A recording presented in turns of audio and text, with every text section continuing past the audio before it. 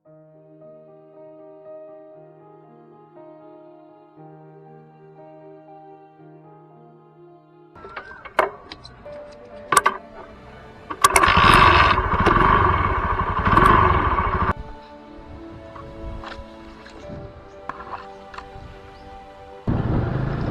Hello எல்லாருக்கும் வணக்கம் and welcome. இன்றைக்கி வந்து இப்போ ஆல்ரெடி பழைய வீடியோவில் சொல்லிட்டேன், வந்து கார்னரிங்க்கு தனியாக ஒரு ஸ்பெசிஃபிக்காக ஒரு வீடியோ போடலாம் அப்படின்னு சொல்லி நினச்சிருந்தேன். இன்றைக்கி வந்து கார்னரிங் எப்படி பண்ணுறதுன்னு சொல்லி பார்க்கலாம். முக்கியமாக வந்து ரைடிங் கேஸ் தான் போட்டுக்கோங்க, பெட்டர், அது சேஃப்டியாக இருக்கும் பழகும்போது. என்கிட்ட ரைடிங் கீர் எதுவும் இல்லை க்ளவுஸை தவிர, ஸோ நான் என்ன எதுவும் வாங்கவும் இல்லை. ஃபஸ்ட் திங், கார்னரிங்கை பொறுத்த வரைக்கும் சேஃப்டி முக்கியம், தென் நல்ல ஒரு பைக் முக்கியம். நார்மலாக இந்த 150cc 120cc இருக்கிற பைக்கு அந்த மாதிரி இருந்தால் கண்டிப்பாக அதில் கார்னரிங் ட்ரை பண்ணாதீங்க. ஒரு 160cc மேலே இருக்கிற பைக்கில் இருந்தால் கார்னரிங் ட்ரை பண்ணலாம் தாராளமாக.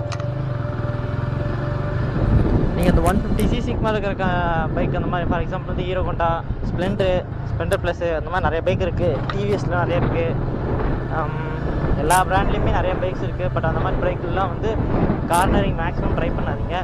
ஏன்னா வந்து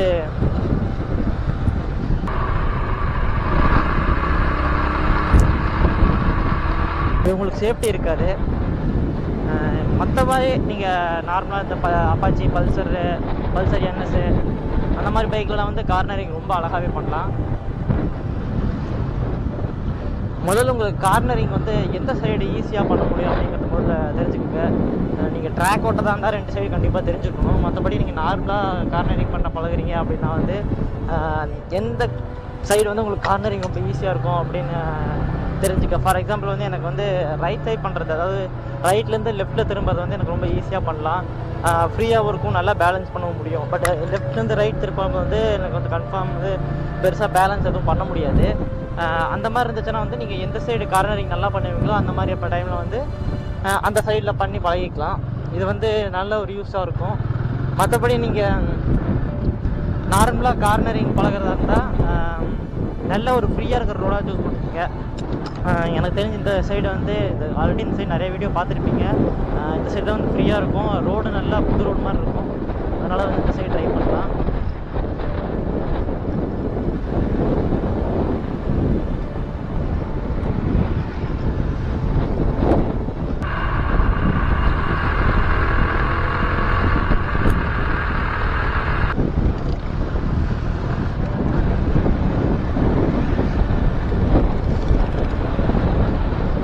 மழை வேறு பெய்யுதா,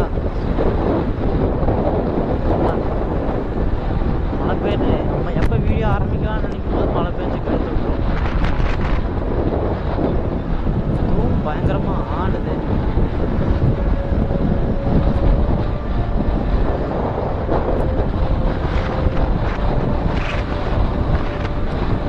மழை வேறு பெய்யுது, உங்களுக்கு என்னன்னு தெரியல.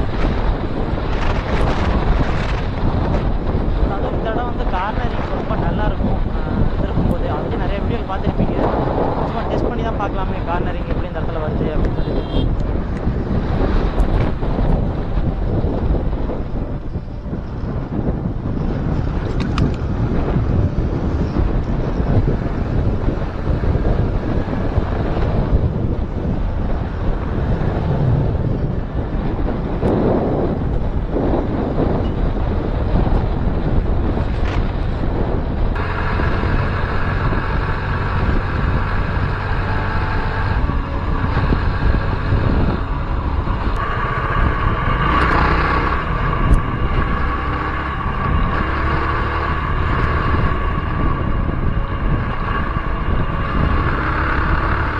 கார்னரிங் பண்ணும்போது காலை வந்து மேக்ஸிமம் 75 டிகிரி வந்து டேர்ன் பண்ணிக்கங்க. ஃபார் எக்ஸாம்பிள் வந்து நீங்கள் நார்மலாக மழை பயங்கரமாக அடிக்குது, காற்று பயங்கரமாக அடிக்குது.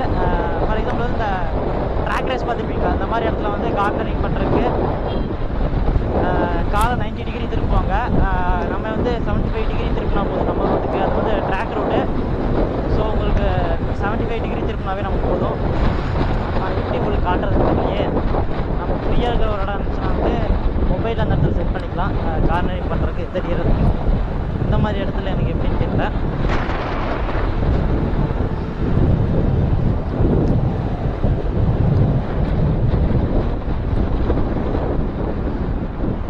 ஓகே, திருப்பிக்கலாம்.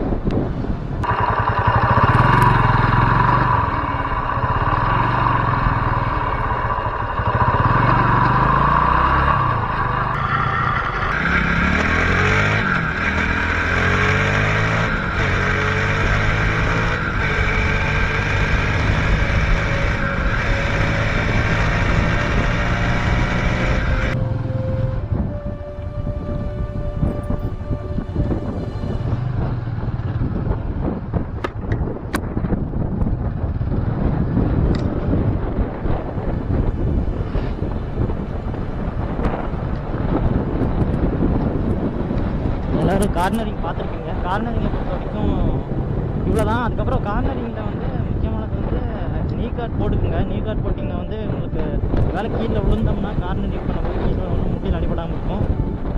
அவ்வளோதான் கார்னரிங்கில் பேசிக்கான திங்க இவ்வளோ தான். இதுக்கப்புறம் வந்து நிறைய இந்த கார்னரிங்கை பற்றி நிறைய பார்க்கலாம். இன்னும் அப்கமிங் வீடியோஸ் நிறையா இருக்குது.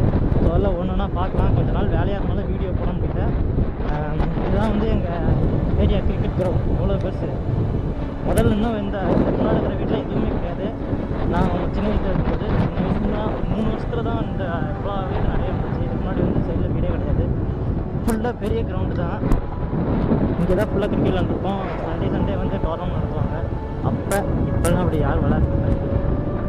ஒரு 4 இயர் முன்னாடி. அப்புறம் வந்து அந்த 4 இயர்ஸில் தான் வந்து மொபைல்ஸ் எல்லாம் வந்து டெக்னாலஜி ரொம்ப வளர்ந்தனால எல்லோரும் வந்து டெக்னாலஜி அடிக்ட் ஆகிட்டாங்க. ஸோ வந்து கிரிக்கெட் கேம்ஸ் எல்லாம் அதிகமாக யாரும் விளையாடுறதில்ல.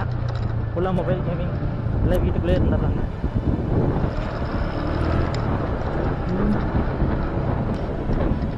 இந்த வீடெல்லாம் இப்போ தான் ஆச்சு.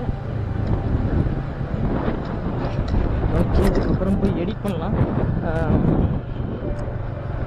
வீடியோ எடுக்கிறதுக்கும் 4 நாளைக்கு முன்னாடியே எடுத்துருவேன். ஆனால் வந்து வீடியோ அப்லோட் பண்ணுறது ஒரு 4 நாளுக்கு அப்புறம் தான் அப்லோட் ஆகுது.